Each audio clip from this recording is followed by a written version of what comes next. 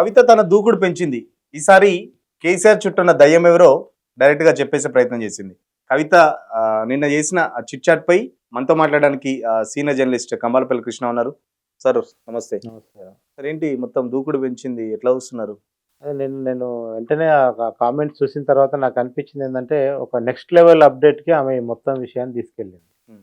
మొన్నటి వరకు ఏదో కొంచెం దోబూచులాటలాగా, అంటే అన్నట్టుగా అననట్టుగా టచ్ చేయొచ్చా లేదా సబ్జెక్ట్‌ని అన్నట్టుగా కొంచెం అట్లా పైపైన చెప్పడానికి ప్రయత్నం చేసిన కవిత ఒక్కసారిగా నిన్న బ్లాస్ట్ మళ్ళీ ఒక రకంగా బ్లాస్టు. నాకు అనిపించింది ఇదే విషయాన్ని డైరెక్ట్ కెమెరాల ముందు గూడా చెప్తే బాగుండేదేమో, ఇట్లా చిట్ చాట్లు ఆఫ్‌లైన్‌లో మాట్లాడే బదులు. హ్మ్. అంటే ఎట్లాగో ఆమె తెగించినట్టు కనబడుతుంది. హ్మ్. ఎందుకంటే క్లియర్ కట్‌గా కేటీఆర్‌ని ఫస్ట్ టార్గెట్ చేశారు. ఆ తర్వాత హరీష్ హరీష్ రావు రావు. గారున్నారు. ఎంతో కొంత సంతోష్ రావు గారి పాత్ర కనపడుతుంది. చెప్పేసింది, ఇక చెప్పకనే చెప్పింది. ఆ! కేటీఆర్ చుట్టూన్న దయ్యాలు ఎవరో. మొన్న దయ్యాలన్నది ఇవాళ ఒక్కొక్క దయ్యం పేరు రివీల్ చేస్తూ వస్తుంది. హ్మ్. సో, అయితే ఆమె డోసు పెంచటం వెనకాల బీఆర్ఎస్ మౌనం గూడా ఒక కారణం అని నాకనిపిస్తుంది. హ్మ్. ఇంకోటి ఆమె ఆమె గురించి కొంతమంది అధికార ప్రతినిధులు, మాజీ ఎమ్మెల్సీలు ఎవరో మాట్లాడారు. అది గూడా ఆమెకు నచ్చలేదు. ఇంకోటి రొ ఆమె చెప్పిన దాంట్లో 2 కోణాలు. ఒకటేంటంటే, ఒకటామె అటాక్ చేస్తుంది. రెండో వైపు కేసీఆర్‌ని ప్రొటెక్ట్ చేసే విధంగా మాట్లాడుతుంది. నేనింకా కేసీఆర్ కింద పనిచేయడానికి రెడీగా ఉన్నా అని తప్ప కేసీఆరే మా లీడర్ అని చెప్పేసి. ఇంకెవరిని అంటే ఒకవైపేమో నేను చేసేదంతా పార్టీ కోసమే. హ్మ్. మీరేం చేసిర్రు? ఏదైనా పార్టీ చేస్తే నేనే చేసినా అనే పద్ధతిలో ఆమె మాట్లాడుతుంది. అసలు ఆమె పార్టీలో సభ్యత ఉందా లేదా అని ఇంక రేపటి మాపట్లో పెట్టే ప్రెస్ మీటోళ్ళు అది అడుగుతారేమో ఇంకా. అసలు ఈమె పార్టీలో ఎప్పుడైనా అఫీషియల్‌గా సభ్యత్వం తీసుకుందా? జాగృతి నాయకురాలనే ఉందన్న కామెంట్స్ కూడా రేపు ఎల్లుండి నుంచి స్టార్ట్ అవుతాయి. ఈ వివాదం ఇట్లనే గనుక మొదలైతే. హ్మ్. ఎందుకంటే పార్టీ బీఫామ్ మీద పోటీ చేసింది. హ్మ్. అది పెద్ద అందరికి తెలిసిన విషయమే. అటు హ్మ్. ఎంపీగా పోటీ చేసినప్పుడు చేసింది. గానీ, ఎమ్మెల్సీ ఉన్నప్పుడు గానీ ఆమెకి పార్టీయే టికెట్ ఇచ్చింది. సో, అంటే రేపు విమర్శల స్థాయి గనుక పెరిగి, ఇంకా ఎక్కువ మందిని ఆమె మీదకి ఉసిగొల్పి మాట్లాడండి పార్టీ తరపున మీరే అని గనక ఆ స్థాయికి గనుక వస్తే యుద్ధం. ఇప్పటికే యుద్ధము విదేశాల నుంచి జరుగుతుందని చెప్తుంది కదా! సోషల్ మీడియా వేదికగా నా మీద యుద్ధం చేస్తున్నారు. విదేశాల్లో పెట్టుకున్న అకౌంట్‌లు, కంపెనీల నుంచి నా మీద యుద్ధం చేసే అంటే పెయిడ్ బ్యాచ్ అంటూ కూడా. అంటే గ్యాప్ అనేది చాలా స్పష్టంగా కనపడుతుంది. ఇప్పటివరకు ఏమనుకున్నారు? ఏదో ఆమె కొంచెం మనసులో బాధని చెప్పుకోవడానికి ట్రై చేసింది గానీ, ఆమెకి ఇంకా కేసీఆర్ దగ్గర యాక్సెస్ ఉంది, మాట్లాడొచ్చు. అసలు ఎయిర్‌పోర్ట్ నుంచి డైరెక్ట్‌గా కేసీఆర్ పట్టుకెళ్ళి సెట్ చేస్తారని చెప్తే గూడా, అది గూడా జరగలే. కాకపోతే ఇద్దరు దూతలొచ్చారు. ఆ ఇద్దరు దూతలు మాట్లాడిన దాంట్లో గూడా ఈమె కన్విన్స్ కాలేదు. ఆ హ్మ్. తర్వాత ఆమె స్థాయి గూడా డోస్ పెంచేసింది. పెంచింది. సో, అంటే ఒకటి ఈరోజు నిన్న ఆమె మాట్లాడిన తర్వాత ఒకరికే గాదు, ఇప్పుడు ఇద్దరికి ఇబ్బందొచ్చింది. ఒకటి BRS party, 2 BJP BJP. Party. ఇప్పటిదాకా బీజేపీ బయట నుంచి సినిమా చూస్తున్న బీజేపీని కూడా ఇప్పుడు ఆమె లోపలికి లాగింది. ఎందుకంటే మనం చాలా కాలంగా మాట్లాడుతున్నాం. బీజేపీ, బీఆర్ఎస్ ఒకటే అని చెప్తే చాలా మందికి కూడా అర్థం కాయే, వాళ్ళకి వీళ్ళకి ఏం సంబంధాలుంటాయి, అట్లుంటే ఈ పార్టీకి ఎట్లా కానీ వాస్తవానికి ఆ రోజు కేసీఆర్‌ని అరెస్ట్ చేయకుండా ఈ కుటుంబం నుంచి ఏదో ఒక అరెస్ట్ చూపిస్తే తప్ప ప్రజలు పార్లమెంట్ ఎన్నికల్లో ఓటేసే అవకాశం లేదన్న ఏదైతే సంకేతం బీజేపీకి అందిందో, వాళ్ళు అప్పుడు వెంటనే అసెంబ్లీలో బీఆర్ఎస్‌కి ఉపయోగపడేలాగా, పార్లమెంట్‌లో బీజేపీ ఉపయోగపడేలాగా రాజకీయమైన వ్యూహం బీజేపీ ఆ రోజు మార్చుకుంది. అందులో భాగంగానే చాలా సార్లు ఖండించింది ఈ అంశం మీద బీఆర్ఎస్. ఒకవేళ అవును. బీఆర్ఎస్, బీజేపీ ఒకటైతే మా కవిత ఎందుకు జైలుకి పోతది 5 నెలలు? మరి ఇయాల ఎవరు చెప్తున్నారు ఆ మాట? హ్మ్. బీజేపీలో దాదాపు విలీనం ముచ్చట. మనమేమో హ్మ్. కనీసం పొత్తులు, ఫ్రెండ్‌షిప్ వరకే మాట్లాడినాము. ఇంటర్నల్ ఇవాళ ఫ్రెండ్షిప్. ఎక్కడి వరకెళ్ళింది? డైరెక్ట్ పార్టీ అసలు తీసుకపోయి కలిపి. పార్టీనే దాంట్లో కలిపేస్తారనే ప్లాన్ ఆమె జైలుకి పోయిన రోజే జరిగిందని చెప్తుందామె. హ్మ్. సో, అంటే ఎంత ఒత్తిడి ఉంటే కుటుంబం నుంచి ఒకరిని అరెస్ట్‌కి పంపటం, అది రాజకీయ ప్రయోజనాల కోసం బీజేపీ చేసిందనేది ఇప్పుడు క్లియర్‌గా అర్థమవుతుంది. హ్మ్. రెండోది, పార్టీనే విలీనం చేయాలంటే బీజేపీ దగ్గర వీళ్ళకి సంబంధించిన ఎన్ని ఎవిడెన్స్‌లు ఉండాలి? ఎంత అవినీతికి సంబంధించిన అంశాలలో వీళ్ళు దొరికిపోయి ఉండాలి? ఇలా బీజేపీలో పార్టీని విలీనం అంటే ఎందుకు పార్టీ నడపలేకనా? పార్టీ నడపడం రాదా? ఎవరెవరితోనో ఉద్యమాలు చేసి పార్టీ పెట్టినప్పటి నుంచి అధికారం వచ్చేలోపు ఎన్నో శక్తులతో పనిచేసి కొంతమంది వచ్చి, కొంతమంది వెళ్ళిపోయి, కొంతమంది కోవర్ట్‌గా మారి, కొంతమంది ఎమ్మెల్యేలు గెలిచి రాజశేఖర రెడ్డి దగ్గరికెళ్ళిపోయి, ఎన్నో ఒడిదుడుకులు చూసి, ఆటుపోట్లు ఎన్నో చూసారు. రోజులు సైలెంట్‌గా ఉండి ఇంట్లో తలుపులేసుకొని దాచుకున్న కేసీఆర్ కూడా మళ్ళీ బయటకొచ్చి ఇయాల అధికారంకొచ్చిన తర్వాత, ఇప్పుడున్న సిట్యుయేషన్ ఆయన డీల్ చేయలేక పార్టీని కలపాలని చూసిరంటే, ఏ స్థాయి ఒత్తిడి బీజేపీ, బీఆర్ఎస్ మీద చేస్తే విలీనం అనే అంశం వస్తది? ఇవాళ కవిత పొత్తు అనే పదం ఫ్రెండ్షిప్ ఎందుకు మీరు తక్కువ మాట్లాడాలనే పదం చాలా తక్కువ. కవిత మాట్లాడింది నిజం ఉందా బీఆర్ఎస్ ఆ స్థాయిలో? నేను ఈ రోజు కాదు, ఆమె ఆ రోజు లెటర్ లీక్ అయిన రోజే చెప్పిన, అందులో తప్పున్న ఒక అంశంలో అక్షర సత్యాలు ఆమె మాట్లాడిన దాంట్లో ఏ విషయమైనా మీరు తీసుకోండి. ఆమె కళాకారులు ఫెయిల్ అయ్యారు అనేది నిజమే, బీజేపీ గురించి మీరు తక్కువ మాట్లాడింది నిజమే, మీరు తెలంగాణ తల్లి విగ్రహం గురించి మాట్లాడలేదు అనేది నిజమే, మీరు ఏ టాపిక్ అయినా ఆమె రాసిన దాంట్లో తీసుకొని అన్ని నిజాలే. అందుకనే ఆమెకి ఈ రోజు ఆమె మాట్లాడిన దానికి కౌంటర్ ఇచ్చే పరిస్థితి కూడా లేదు బీఆర్ఎస్ నుంచి. నిజంగా అంటే ఆ స్థాయిలో ఉందా కేసీఆర్ కు? అంటే గొప్పగా ఉన్నది కదా, దాదాపు 1000 కోట్ల పైన ఫండ్స్ ఉన్నాయి, 60 లక్షల మంది పైగా కార్యకర్తలు, ఇంత పెద్ద పార్టీ 10 ఏళ్ళు పరిపాలించింది, 14 ఏళ్ళు కొట్లాడిన పార్టీని అమాంతం తీసుకుపోయి బీజేపీలోకి విలన్ చేయాల్సినంత గత్యంతరం ఏం ఏర్పడదు కేసీఆర్ కు? ఒకటి వాళ్ళు చేసిన అవినీతికి సంబంధించి అనుకోవాలి, ఎందుకంటే వేరే ఆప్షన్ ఏముంది. కేంద్రం దగ్గర ఏముంటాయి, దర్యాప్తు సంస్థలు ఉంటాయి. ఆ దర్యాప్తు సంస్థలు వచ్చి ఇక్కడ వీళ్ళు చేసిన అవినీతి మీద దర్యాప్తు చేసినప్పుడు, ఎందుకంటే ఇది మనకు ఓపెన్ గా దర్యాప్తు జరిగి వాళ్ళు పిలిచి నోటీసులు ఇచ్చి పిలిచి జరిగితేనేమో మనకు తెలిసేది. కానీ బీజేపీ తన పరిధులు, ఇప్పుడు బీజేపీ అని కాదు, కేంద్రంలో ఏ ప్రభుత్వం ఉన్నా రాష్ట్రాల మీద తమకు నచ్చని వాళ్ళ మీద దాడులు చేయించడం, ఆ రైడ్ ఈ రైడ్ చేయించడం అనేది చాలా కామన్. అది కాంగ్రెస్ పార్టీ ఉన్నప్పుడు జరిగింది, బీజేపీలో కూడా జరుగుతుంది. బీజేపీ దగ్గర జరిగిన కొత్త అంశం ఏంటంటే, వీళ్ళు ఎంత తప్పన్నా చేయండి, ఎంత అవినీతి కన్నా పాల్పండి, వాళ్ళ దగ్గర పోయి జాయిన్ అయితే మొత్తం వైట్ వాష్ అయిపోయినట్టుగా సున్నం వేసి బయటికి పంపించేసి వీళ్ళు రేపటి నుంచి చాలా పునీతులు అన్నట్టుగా మాట్లాడతారు. అది చాలా ఉదాహరణలు అన్ని రాష్ట్రాల్లో మనకు కనపడుతుంది. వాళ్ళకు లొంగని వాళ్ళే కొంచెం ఎంతో కొంత తమిళనాడులో ఉన్నారు, అక్కడక్కడ ఉన్నారు కనుకనే నడుస్తుంది. సో అట్లాంటి పరిస్థితుల్లో వీళ్ళది ఏ స్థాయి రహస్యాలు, ఏ స్థాయి అవినీతి కేంద్రం చేతికి చిక్కకపోతే వీళ్ళు పార్టీని విలీనం చేస్తామని ఎందుకు ప్రతిపాదన పెడతారు? ఒక కవితను రిలీజ్ చేయించుకోవడానికి పార్టీని విలీనం చేస్తారా? పార్టీ విలీనం అంటే ఏంది? ఇప్పటికి మొన్న 88 మంది గెలిచిన పార్టీ, ఫస్ట్ 63 మంది గెలిచిన పార్టీ 10 ఏళ్ళ అధికారం నుండి కొన్ని వందల మంది కార్పొరేషన్ చైర్మన్లు, నామినేటెడ్ పదవులు, రకరకాలుగా ఎమ్మెల్సీలు, ఎమ్మెల్యేలుగా, ఎంపీలుగా ఒక హోదాను అనుభవించిన ఇంతమంది భవిష్యత్తును తీసుకుపోయి ఒక పార్టీ చేతుల్లో పెట్టడం అంటే, ఈ పార్టీ కోసం ఎంతమంది ఖర్చు పెట్టుకుని ఎంతమంది నష్టపోయారు మొన్నటి ఎలక్షన్లో ఓడిపోయిన తర్వాత. వాళ్ళందరి భవిష్యత్తు ఏంది? ఒక జాతీయ పార్టీ అయిన బీజేపీలో ఒక ప్రాంతీయ పార్టీలో ఉన్న వాళ్ళందరికీ ప్రామినెన్స్ వస్తుందా? అందరికీ వాళ్ళని అకామిడేట్ చేయగలుగుతారా? మరి అక్కడున్న బీజేపీ లీడర్లు ఏమవుతారు వీళ్ళు కొత్త వాళ్ళందరూ వస్తే? సో ఇన్ని పరిస్థితుల్లో కూడా ఒక పార్టీని క్లోజ్ చేయాలన్న ఆలోచన, క్లోజ్ చేయడం అంటే చిన్న విషయం కాదు.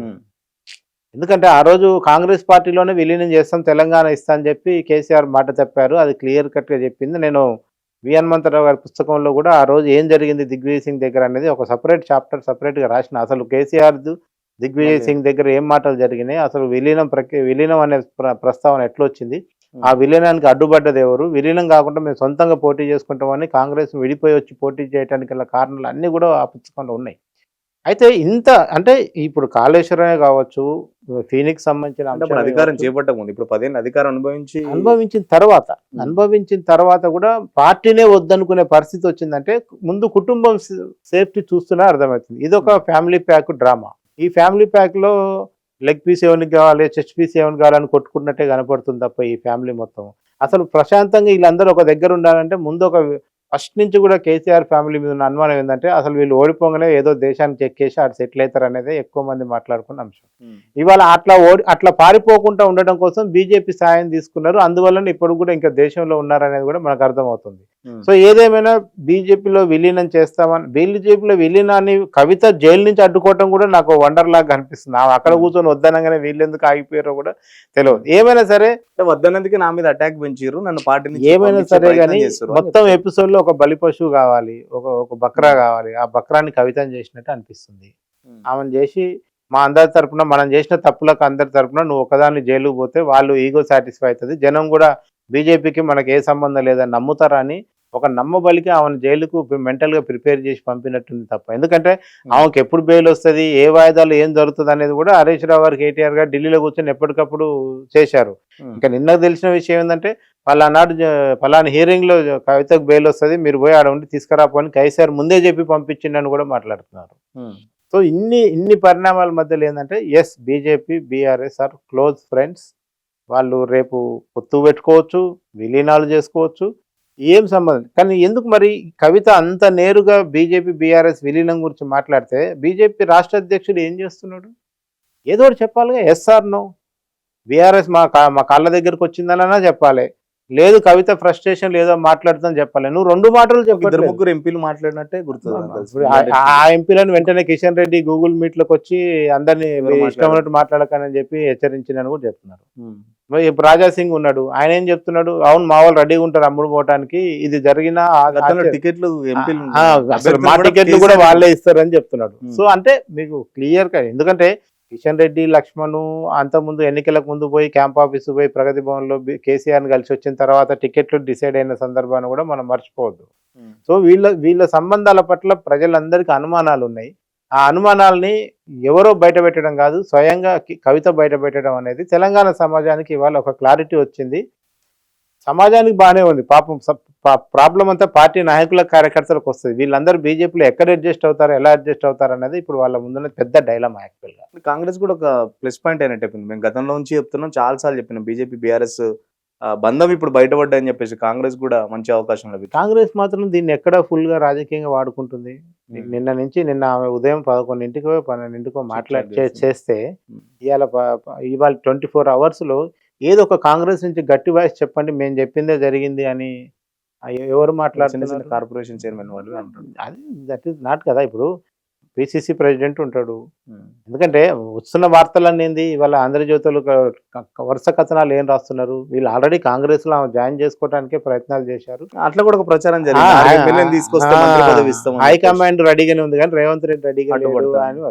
అసలు ఇంకో వర్షన్ ఏంది, అసలు మొత్తం దీని వెనకాల ఉందే రేవంత్ రెడ్డి అనే వర్షన్ అట్లా నడుస్తుంది. సో ఏమైనా కాంగ్రెస్ పార్టీ దీన్ని పెద్దగా రాజకీయంగా ఎంత అయితే దీన్ని హైప్ చేసుకోవాలో చేసుకోలేకపోయింది. నిజంగా ఒక మంచి అవకాశం ఇప్పుడు కవిత గారు పెట్టిన చిచ్చు పార్టీలో కాంగ్రెస్కి రాదు. ఎందుకంటే గడిచిన మొన్న అసెంబ్లీ సమావేశాల తర్వాత నుంచి మొన్న జరిగిన మిస్ వరల్డ్ పోటీల వరకు ప్రతి చోట కాంగ్రెస్ బదనం అవుతూనే వచ్చింది.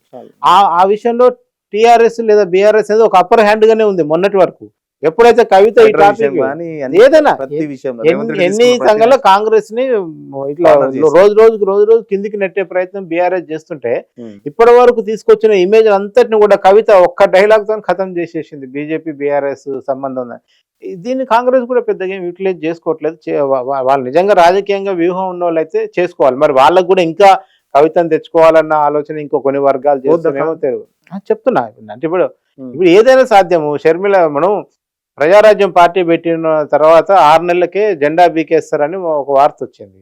ఆ రోజు చిరంజీవి, నాగబాబు అందరూ ఫైర్ అయ్యి మీడియా అంటే అట్లా ఇట్లా ధూమ్ ధామ్ దుష్కన్నారు అని ఆ వార్త సల్లారక ముందే పోయి కాంగ్రెస్ లో కలిపారు. కేంద్ర మంత్రి అయిండు. ఇక్కడ పోయి వాళ్ళ ఎమ్మెల్యేలు, చీఫ్ విప్పులు వాళ్ళు వీళ్ళని 18 మందిని తీసుకుపోయి కాంగ్రెస్ పార్టీలో జాయిన్ చేశారు. షర్మిల గారు పార్టీ పెట్టినప్పుడు కూడా ఇది మూసేసే దుకాణం అని చెప్పారు. ఆ రోజు కూడా ఆమె అంతే సీరియస్ అయింది. మీడియా అంటే అట్లా ఇట్లా ఫేకులు అని మాట్లాడింది. ఆమె తీసుకుపోయి కలిపేసింది. సో ఇవాళ ఈమె కాంగ్రెస్ని కలుస్తుందా లేదా అనేది కూడా ఇప్పుడు మీడియాకి అనేది క్రెడిబిలిటీ అనేది అంతకుముందు ఉన్న మన ప్యాటర్న్ కూడా అర్థం చేసుకుంటే కొన్ని మీడియా సంస్థలు ఎప్పుడు ఏది రాసినా మిస్ కాలేదు. ఇవాళ ఆ సంస్థ కూడా చాలా పర్టికులర్గా రాస్తూనే ఉంది కాంగ్రెస్తో ఉన్న సంబంధాల మీద. రేపు ఇప్పుడు కాంగ్రెస్ని ఇప్పుడు ఆమె మాట్లాడలేదు అనుకోండి, నిజంగానే కాంగ్రెస్ కోవట్ అని అంటారు.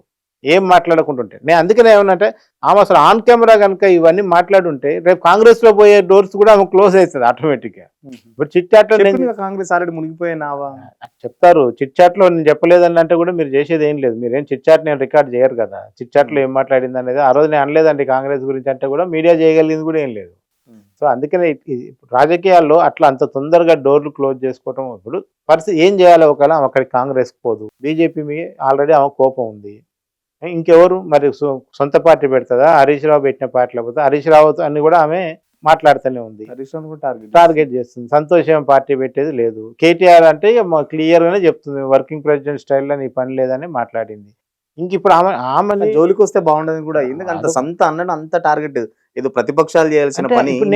నేనేమంటే ఆమె ఎక్కడ హర్ట్ అయింది అనేది ఆమె కూడా చెప్పట్లేదు. విషయం ఏంటంటే ఇప్పుడు ఆమె ఏముంది, ఇప్పుడు ఒక అన్నని, ఒక బావని, ఒక తండ్రిని పట్టుకొని, ఒక పార్టీని పట్టుకొని ఇన్ని మాటలు మాట్లాడుతుందంటే ఆమె ఇప్పుడు చెప్తున్నది కాక ఇంకేదో బలమైన రీజన్ ఉంటుంది.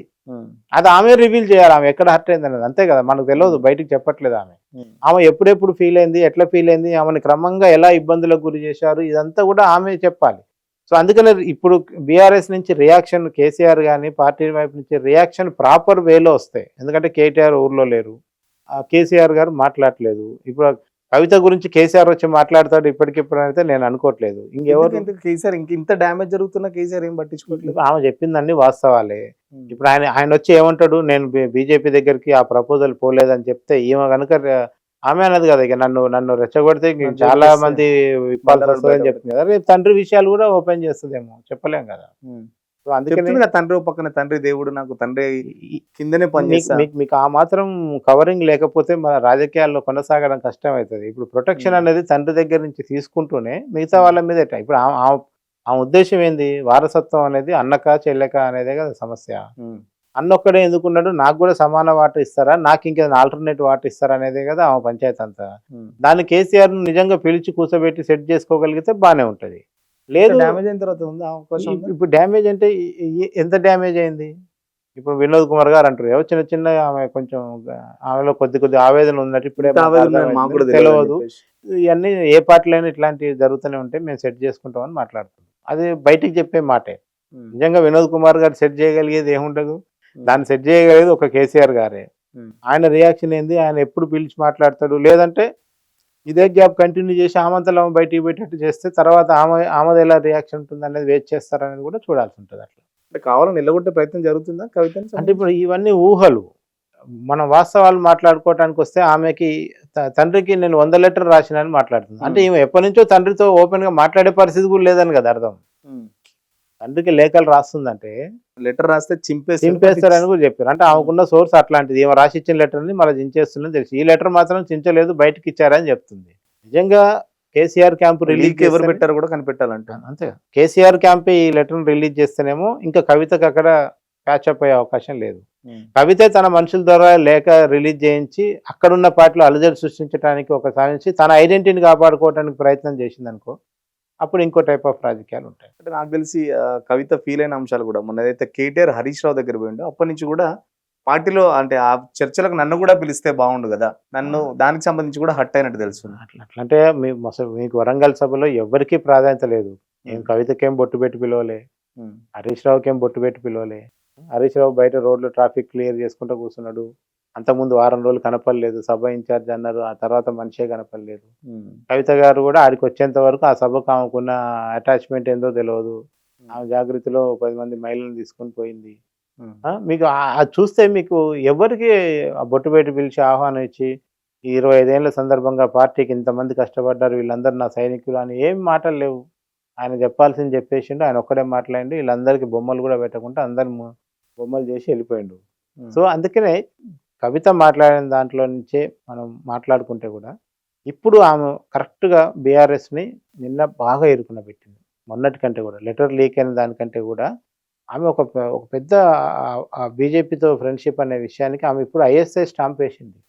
ఇంకా దాన్ని ఇప్పుడు బీఆర్ఎస్ కూడా కడుక్కునే పరిస్థితి లేదు, చెరిపేసే పరిస్థితి లేదు. ఎందుకంటే నా దగ్గరికే జైలుకి వచ్చి మనం రాజీ పడదాం, పార్టీని విలీనం చేద్దాం అని ఆమె చెప్పిన తర్వాత సో అంటే రేపు ఏంటంటే ఆ ఒక్క అరెస్ట్తో ఆగిపోతే వీళ్ళ ఆస్తులు వీళ్ళతో వీరు ఏదైనా దేశానికి వెళ్ళిపోయి వీళ్ళ మనాన్ని వీళ్ళు ఇప్పుడు బీజేపీలో చేరంగానే వీళ్ళకేమో ముఖ్యమంత్రులు గారు ఏం కాదు కదా, బీజేపీతో ఇప్పుడేం అధికారం లేదు కనుక. సో అందుకనే కవిత మామూలు విషయాలు తీయలేదు. ఇంకా ఈ పరిస్థితి కనుక కంటిన్యూ అయితే ఇంకా రాను మనం చాలా సంచలన విషయాలు గత 10 ఏళ్ళలో జరిగిన అన్ని కూడా కవిత నోట్లోంచే వినేటానికి కూడా కవిత ఎక్స్పెక్ట్ చేయలేకపోతుంది. ఇదంతా నా వల్ల కుటుంబానికో లేకపోతే ఇంత పెద్ద పార్టీకో ఇంత పెద్ద లక్షల మంది కార్యకర్తలకు నష్టం జరుగుతుంది అనేది ఆమె ఎక్స్పెక్ట్ చేయలేదు. ఫస్ట్ నా నొప్పి ముఖ్యము, నా నొప్పి మీరు చల్లార్చట్లేదు. నేను ఏ ఫోరంలో మాట్లాడాలనేది పార్టీ ఫోరంకి వచ్చి పార్టీలో ఫోరం యాడ్ ఉందని మాట్లాడుతున్నాను. కేటీఆర్ కూడా చెప్పిండు కదా, ఇంటర్నల్ గా మాట్లాడుకోవాల్సిన విషయాలు ఎంత పెద్ద లీడర్ అయినా లోపలే మాట్లాడుతారు. కూడా రేవంత్ రెడ్డి కోవట్టు నేనే అని చెప్పేసి కూడా నన్నే అంటావా అని చెప్పేసి కూడా అందుకనే మీకు కవితకి కేటీఆర్ కి గ్యాప్ రోజుకు పెరిగింది. కేసీఆర్ దగ్గరికి పోయి కూర్చొని ఇది పార్టీ గురించి మనం ఇట్లా చేయాలని చెప్పే పరిస్థితి ఈమెకు లేదన్న విషయం అర్థమైంది. ఈమె ఇప్పుడు 100 లెటర్లు అనేది ఏదో ఉజ్జాయింపుగా అందాం అనుకున్నా ఆమె చాలా రోజుల నుంచి లెటర్ ద్వారానే విషయాన్ని కన్వే చేస్తుందనే విషయం అయితే అర్థమవుతుంది. డైరెక్ట్ కలిసే పరిస్థితి లేదని ఇండైరెక్ట్ చెప్పేస్తుంది. సో అందుకనే డెఫినెట్ గా ఇది చాలా బ్రేక్ త్రూ అవుతుంది బీఆర్ఎస్ బీజేపీకి సంబంధించిన ఫ్రెండ్షిప్ విషయాలు. కాంగ్రెస్ కూడా ఇప్పుడున్న పరిస్థితుల్లో, ఎందుకంటే కాంగ్రెస్ కి గడిచిన 1.5 year అన్ని వైఫల్యాలు, మెజారిటీ వైఫల్యాలు. ఆర్టీసీ బస్సు తప్ప, మొన్న ఇచ్చిన రుణమాఫీకి సంబంధించిన అంశం తప్ప మిగతా ఎక్కడ చూసినా కూడా కాంగ్రెస్కి అన్ని వైఫల్యాలే కనపడుతున్నాయి. ఆ టైంలో ఒక రాజకీయ అంశం కింద ఇది ముందుకు వచ్చినప్పుడు కాంగ్రెస్ కూడా దీన్ని క్యారీ చేయలేకపోతుంది. ఏం చెప్తారు దానికి సంబంధించి? అంటే కవిత కూడా పెద్ద ఆరోపణ, కేసీఆర్ ని వేరే వాళ్ళు మేము నడిపించినట్టు ఫీల్ అవుతున్నారు, ఇట్లాంటి ఫీలింగ్స్ పెట్టుకోకండి, చిల్లర రాజకీయాలు మానండి, నేను హుందా రాజకీయాలు చేస్తా. నేను కేటీఆర్ అంత డైరెక్ట్ అటాకింగ్ చేయాల్సిన పని ఏంటి? అంటే మీకు అర్థమైపోతుంది కదా. ఇప్పుడు ఒకటే అండి, ఆయనకు ఉమ్. వారసత్వం ఇచ్చేటప్పుడు నా సంగతి ఏందనేది ఆమెకు తేల్చకుండా ఆమెను ఏదో ఇప్పటి వరకు నీకు ఇచ్చిందే చాలు అంటే ఏమి ఇస్తే కవిత చల్లారు? చెప్పాలి. ఆమె డిమాండ్లు ఏమున్నాయనేది కేసీఆర్కు తెలుసు, కేటీఆర్కు తెలుసు, ఆమెకే తెలుసు. ఎందుకంటే ఆమె ఎక్కడ బయట పెట్టలేదు కదా.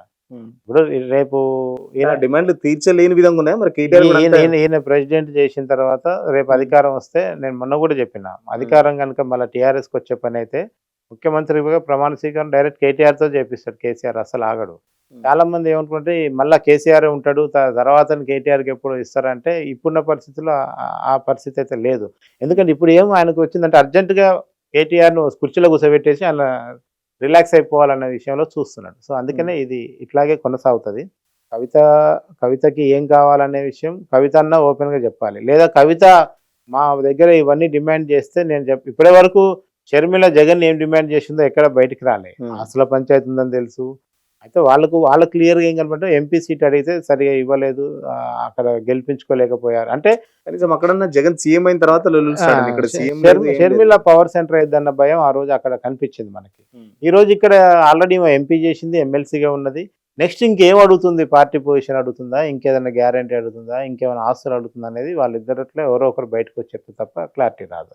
ఇంకోటి, కేసీఆర్కి సంబంధించి నోటీసులు ఇస్తే ఎవరు స్పందించలేదు, బట్ కేటీఆర్కి ఇస్తే మాత్రం చాలా పెద్ద ఎత్తున పార్టీలో హంగామా చేసారు, హడావుడి చేసారు. బట్ కేసీఆర్కి ఇస్తే మాత్రం ఎవరు స్పందిస్తలేరు దానికి సంబంధించి. ఇప్పుడు ఇదంతా ఎట్లుందంటే మన పార్టీ గురించి మనమే పోయి బయటికి పోయి గాజు గ్లాసులో మనం పార్టీని పెట్టాము, బయట నుంచి మనమే రాళ్ళేస్తున్నాం, మళ్ళీ అద్దం పగలొద్దని కోరుకుంటున్నాం. సాధ్యమయ్యే పనేనా? మనం గాజు బొమ్మలు పెట్టినాము, బయట నుంచి పోతున్నాము, మళ్ళీ రాళ్ళు వేస్తున్నాం మనమే, అది అద్దం పగలొద్దని ఎక్స్పెక్ట్ చేస్తున్నాం. ఎట్లా సాధ్యమవుతుంది?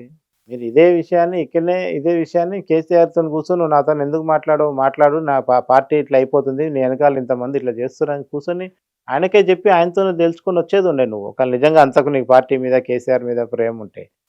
సో నువ్వు ప్రజల్లో హైలైట్ కావాలి, నీకు ఒక సొంత ఐడెంటిటీ రావాలి, నీ ఆత్మగౌరవం దెబ్బతినకుంటుండాలి, మళ్ళీ నీ పార్టీ బాగుండాలి.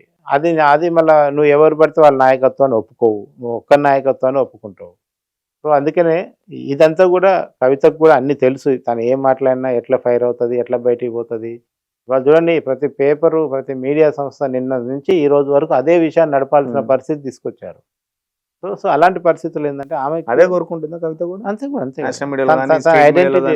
అందుకనే కదా తెలుగు అయిపోగానే ఇంగ్లీష్లో మాట్లాడుతుంది, హిందీలో మాట్లాడుతుంటుంది, అన్ని ఛానళ్ళకి హిందీ ఇంగ్లీష్ అన్ని ఛానల్ కవర్ చేసే ప్రయత్నం చేస్తుంది. సో అందుకనే ఆమెకి క్లారిటీ ఉంది తాను ఏం చేస్తుందో. తాను కోరుకున్న వైపు నుంచి రావాల్సిన రెస్పాన్స్ కోసం ఆమె ఎదురు చూస్తుంది.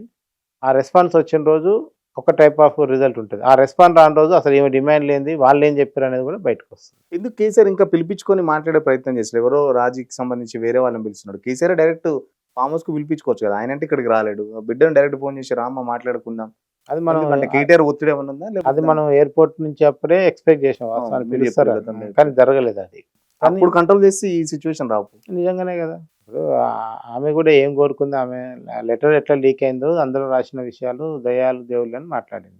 అయితే ఈ రోజున్న సిచ్యువేషన్లో కేసీఆర్ ఈ రోజు కూడా ఆమెను పిలవట్లేదు, రాయబారులను పంపుతుందంటే ఇటు ఆమె బిగుసుకుపోయి కూర్చుంది, ఆయన బిగుసుకుపోయి కూర్చున్నాడు అనేది అర్థమవుతుంది.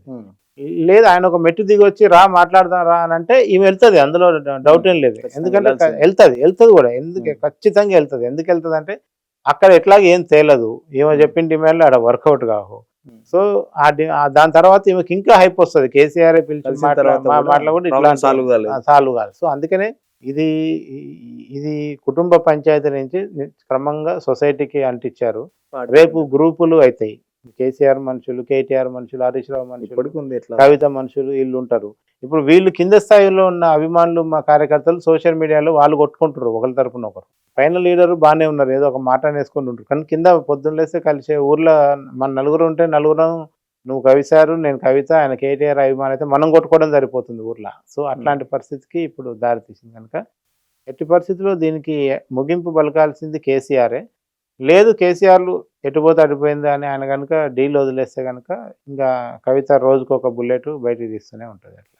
ఇంకోటి తెలిసింది, కవిత కూడా జాగృతిని స్ట్రెంథన్ చేస్తుంది. మనం చూస్తుంటే సింగరేణి జాగృతిని పెట్టింది కొత్తగా. ఇప్పుడు జాగృతి కూడా పెద్ద ఎత్తున ఆఫీస్ ఓపెన్ చేస్తుందట త్వరలో. ఎందుకు అంతే టీఆర్ఎస్ కి సమాంతరంగా ప్లాట్ఫామ్ క్రియేట్ చేస్తుందా? టీఆర్ఎస్కి జాగృతి సమాంతరంగా ఎదుగుతుందని చెప్పి ఆమెను స్లో డౌన్ చేయమని కూడా అడిగారు. ఆమె స్లో డౌన్ కూడా చేసింది. చాలా రోజులు జాగృతిని పట్టించుకోలే. ఇప్పుడు కూడా తెలంగాణలో 14 నుంచి దాదాపు అధికారంలో 33 జిల్లాల్లో ఏ 4 జిల్లాల్లో గట్టిగా లీడర్ ఉన్నారు తప్ప అన్ని జిల్లాల్లో ఇప్పుడు కూడా జాగృతికి ఏం గట్టిగా లేరు. ఎందుకంటే ఆమె వదిలేసింది ఆ పార్టీ డైరెక్షన్ ప్రకారం, కేసీఆర్ డైరెక్షన్ ప్రకారం దాని పెద్ద యాక్టివ్ చేయలే. ఎప్పుడో ఒక ప్రోగ్రామ్ బతుకమ్మ అప్పుడు వచ్చేది పోయేది అట్లా చేసింది కనుక అందుకనే జాగృతి ఫస్ట్ లో ఉన్నంత బలంగా ఇప్పుడు జాగృతి లేదు. మళ్ళీ ఇప్పుడు జాగృతిని మళ్ళీ స్ట్రెంథన్ చేయాలంటే ముందు ఈమె చెప్పే ఎజెండాని జాగృతులను నమ్మాలి. ఎందుకంటే చాలా మంది జాగృతులు కేసీఆర్కో కేటీఆర్కో దగ్గర అయిపోయారు. హరీష్ రావుకు అప్పట్లో మొదట్లో పెట్టినప్పుడు ఉన్న వ్యవస్థాపక సభ్యులలో ఎక్కువ మంది ఇటువైపు వచ్చేసారు కవితను వదిలేసి. సో అందుకనే అది కూడా వ్యూహమే, కేటీఆర్ చేస్తున్న వ్యూహమే అనుకోవచ్చు. జాగృతిని చిన్నగా డైల్యూట్ చేసి అది లేకుండా చేస్తే ఓ పెద్ద పీడ పోతుందా అన్నట్టు ఆయనకు ఉంటుంది. సో అందుకనే ఆమె జాగృతిని కొత్తగా బలోపేతం చేసి అర్జెంటుగా రాత్రి అందరూ ఏం రారు. కాకపోతే ఆమెకి మినిమం ఎక్కడికి పోయినా ఓ 50 మంది 100 మంది కనపడడానికి సరిపడా జాగృతి అయితే పనిచేస్తుంది. హరీష్ రావు కూడా టార్గెట్ చేసింది దీనికి సంబంధించి. కేటీఆర్ కు హరీష్ రావు సపోర్ట్ చేస్తున్నాడని అనుకోవచ్చా? ఇప్పుడు హరీష్ రావు గారికి ఆప్షన్స్ ఏం లేవండి. ఒకటి కేసీఆర్ చెప్పిన మాట విని ఉండటం, కేటీఆర్ తో పాటు సేల్ కావటం. అట్లా జరిగితే ఏమైందంటే అవకాశం లేదు.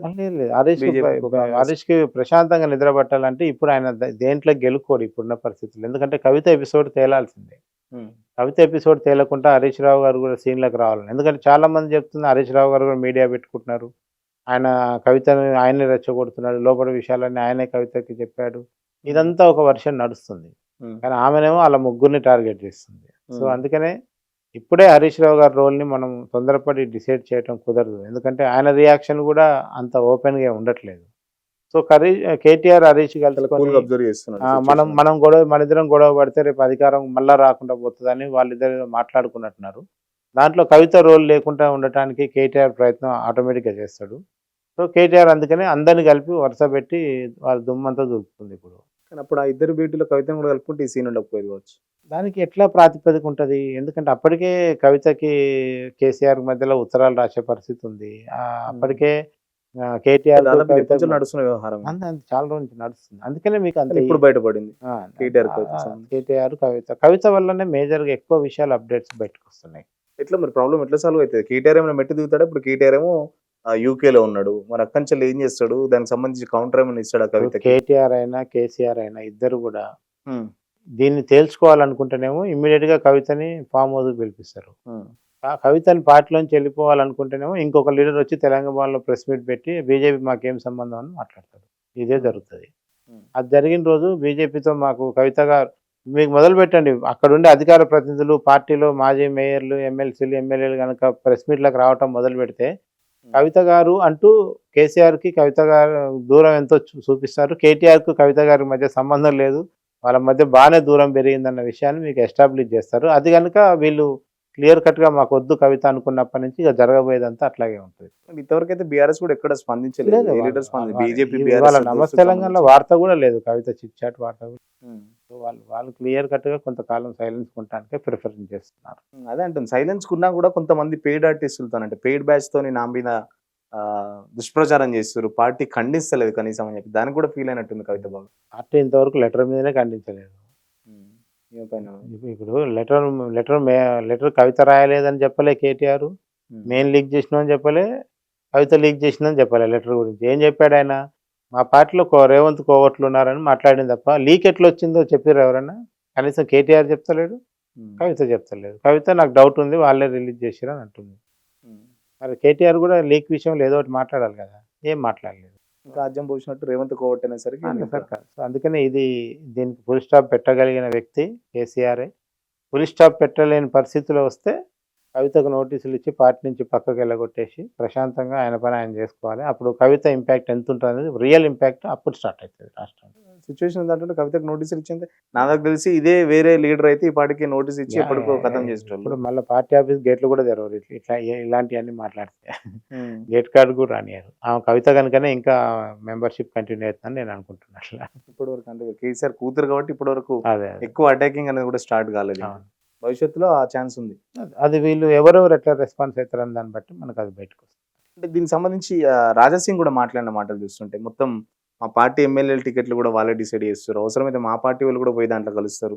ఇంకొకటి గతంలో బండి సంజయ్ తీసేసి కిషన్ రెడ్డిని పెట్టినప్పుడు కూడా కేసీఆర్ ఇదంతా చేసిండు అని చెప్పేసి చాలా వరకు సోషల్ మీడియాలో కూడా చాలా ప్రచారం జరిగింది. ఇప్పుడు దానికి సంబంధించి ఇదంతా రిలేటెడ్ గా అనిపిస్తుంది. నేను ఇందాక ఒక మాట చెప్పిన, రాష్ట్రంలో బీజేపీ సర్వే చేయించుకుంటే 25 నుంచి 30 సీట్ల లోపే వస్తున్నాయి, అధికారం రావట్లేదు.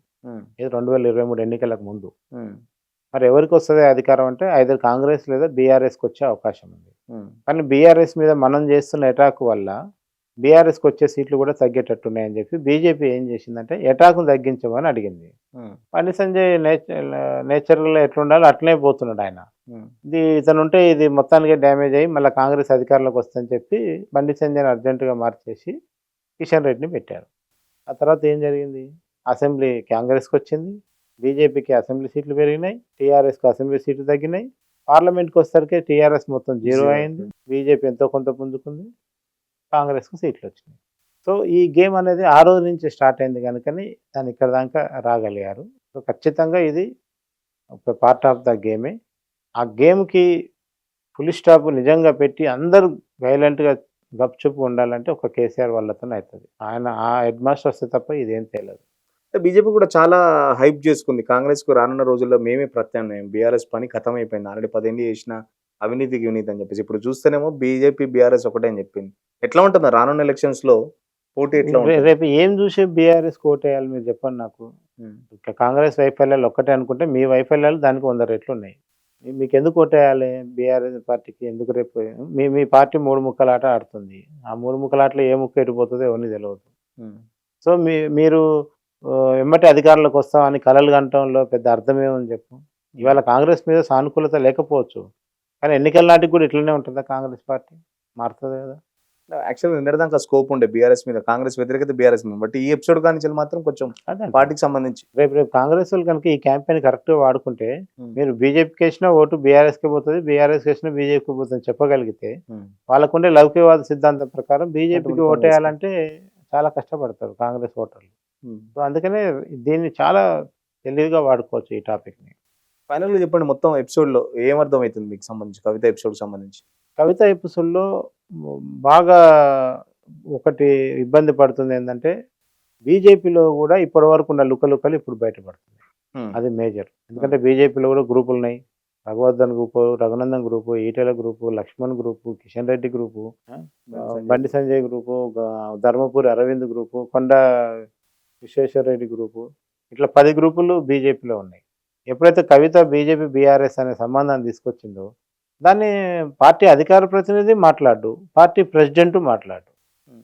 ఇప్పుడు 24 గంటల టైం అయితే అవసరం లేదు కదా. ఈ రోజుల్లో ఒక సోషల్ మీడియాకి రియాక్ట్ చేయడానికి నిలబడి అట్లే వాట్సాప్లో కూడా తీసి పంపొచ్చు. అందుకని వాళ్ళు కూడా ఏంటంటే చూద్దాం ఎంతవరకు లాగుతారో, ఇటువైపు వస్తారా అటువైపు వస్తారా అని వాళ్ళు ఆలోచిస్తున్నారు. బీజేపీకి కొత్తగా పోయేదేం లేదు. బీజేపీకి ఇక్కడ ఏమైనా వస్తే అధికారం రావడానికి ట్రై చేస్తారు తప్ప వాళ్ళు పెద్దగా నష్టపోయేది తెలంగాణలో ఏం లేదు ఇంకా. అందుకనే ఇది ఖచ్చితంగా బీఆర్ఎస్ నుంచి కిషన్ రెడ్డి గారు, లక్ష్మణ్ గారు లేదా పై స్థాయి నాయకులు అమిత్ షా లాంటి వారన్నా మాట్లాడాలి. లేదంటే ఇటు మన బీఆర్ఎస్ పార్టీలో కేసీఆర్ అన్న ఇంట్లో మీడియా సమావేశం పెట్టి కవిత అన్న మాటలకి ఆన్సర్ ఇవ్వాలి. ఈ 2 జరిగితే తప్ప తెలంగాణలో ఈ 2 పార్టీలని ఇప్పుడున్న పరిస్థితుల్లో ఎవరు నమ్మే పరిస్థితి కూడా ఉండదు. ఖచ్చితంగా బీఆర్ఎస్ బీజేపీ బంధం గురించి ఏదైతే కవిత మాట్లాడిందో దానికి సంబంధించి చాలా వరకు డ్యామేజ్ బీఆర్ఎస్ కంటే బీజేపీ కూడా ఎక్కువ డ్యామేజ్ అయ్యే అవకాశం ఉందని చెప్తున్న పరిస్థితి. మన పక్కన కేసీఆర్ తలుచుకుంటేనే మాత్రం ఈ ఎపిసోడ్కి ఎండ్ అయ్యే అవకాశం ఉంది, లేకపోతే కేసీఆర్ తలుచుకున్నంత వరకు ఈ ఎపిసోడ్ ఇట్లాగే కంటిన్యూ అవుతుంది. దానికి సంబంధించి అటు బీఆర్ఎస్ కానీ ఇటు కవితకు కానీ అంతే రీతిలో ఆ నష్టం అయితే ఉందని చెప్పేసి కంబాలపల్లి కృష్ణ చెప్తున్న పరిస్థితి.